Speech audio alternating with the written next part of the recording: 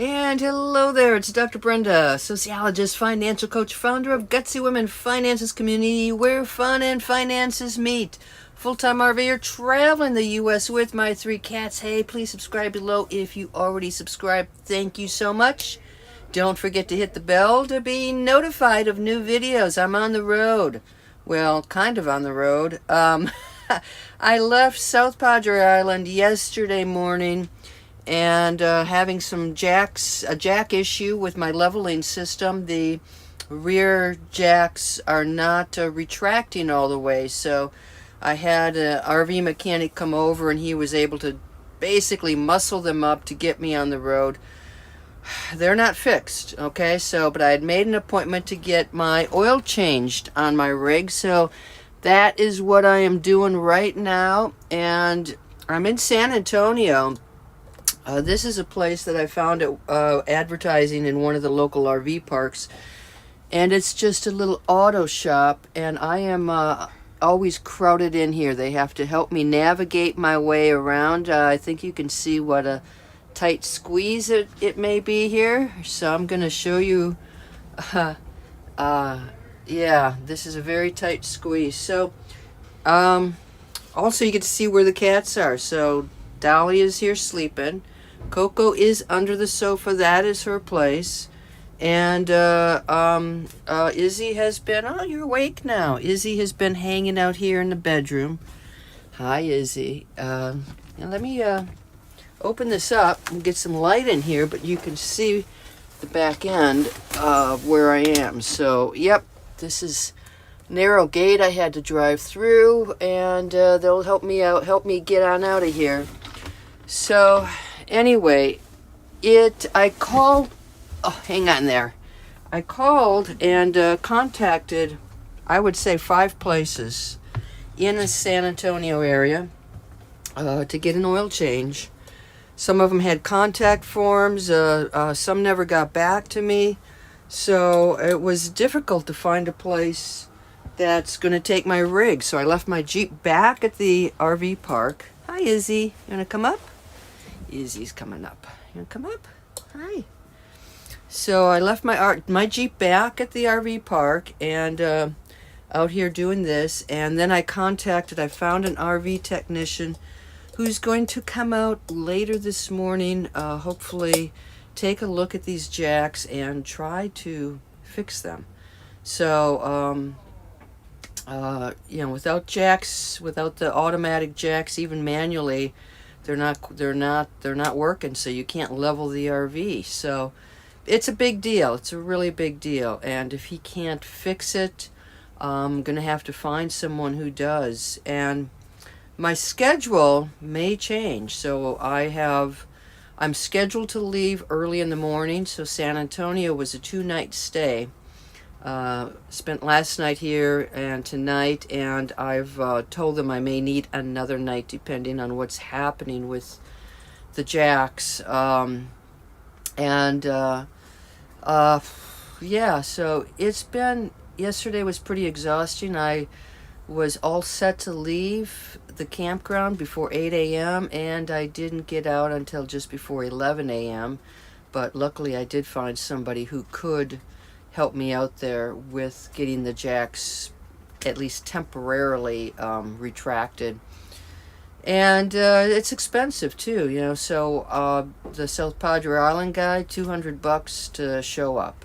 So there was $200. Today, to show up, the guy's going to charge $150, and a lot of them take only checks or cash. Just a heads up there. It's you end up having to carry a lot of cash around on you, or find your checkbook. Some don't even like checks.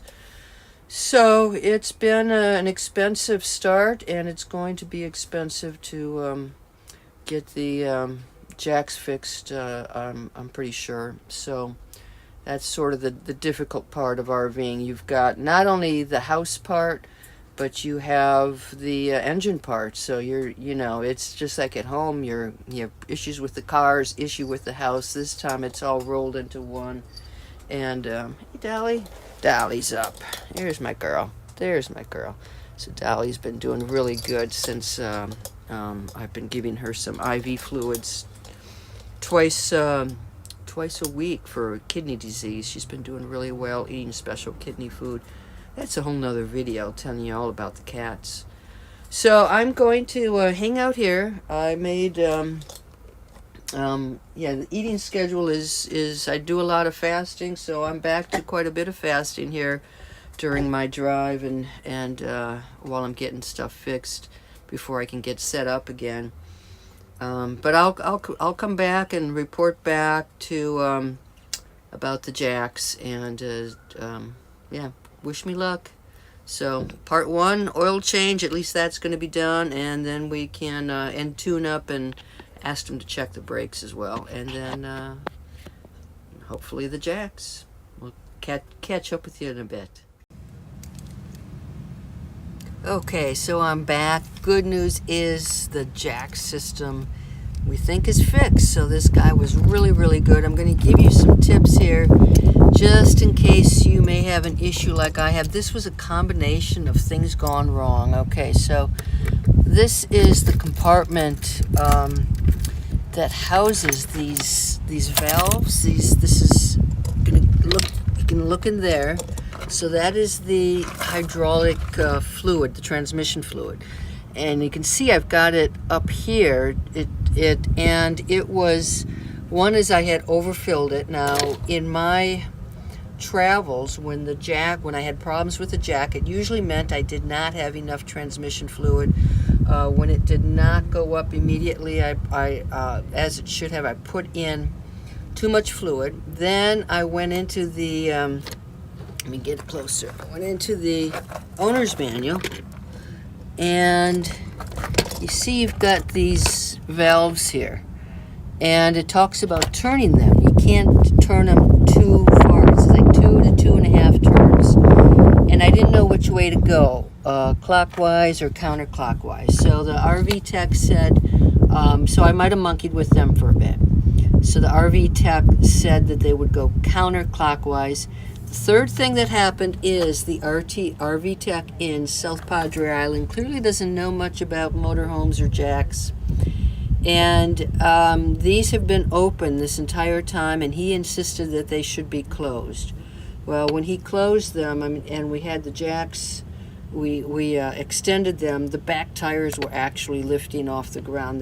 They just kept going up and up and up. So this guy, as I had told the tech in South Padre Island, they've always been open, and he said yes, keep them open. So I used a paper towel and opened this and went in there and actually drew out some of the fluid. It is really, and cleaned it up, because it's really hard to see how full that reservoir is. So if you're having some issues, you've got to don't overfill it, but also check that first to make sure that there's enough fluid in there. And so the rest, we're going to try tomorrow. Everything seemed to be going pretty good, and so I'm hoping that takes care of the problem. Okay, so I've got the jacks down. They leveled really nicely, so that's cool. And get myself up here. Just got back from San Antonio. I don't miss driving in traffic at all. So good news is, great news. I got the oil changed. Engine checks out. Man, this has been it's a fantastic Ford E450 engine. And I'm going to be on my way tomorrow, just as planned, early in the morning.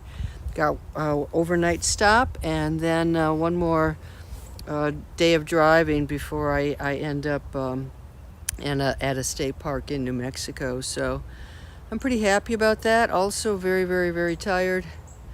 Very, very tired. So good news anyway. The guy who came out here was very responsive, very good. Showed me some stuff. Wasn't but and that cost. I had him clean up the AC system a bit. It had been dripping water on the floor. Had him check these slide outs, and I need to get some silicone lubricant for that. And so with all that, his charge was $285. This morning I spent about $100 on the oil change and checking off the fluids. So, not as bad as I thought. By the way, I checked, there's some RV mobile services in the area. Their rates were $200 to change the, at beginning, change the oil and change the filter on your system. I have discovered a lot of folks are not that familiar with the motorhomes. They're more familiar with the trailers, the campers that you're pulling behind. So, yeah, so it's good.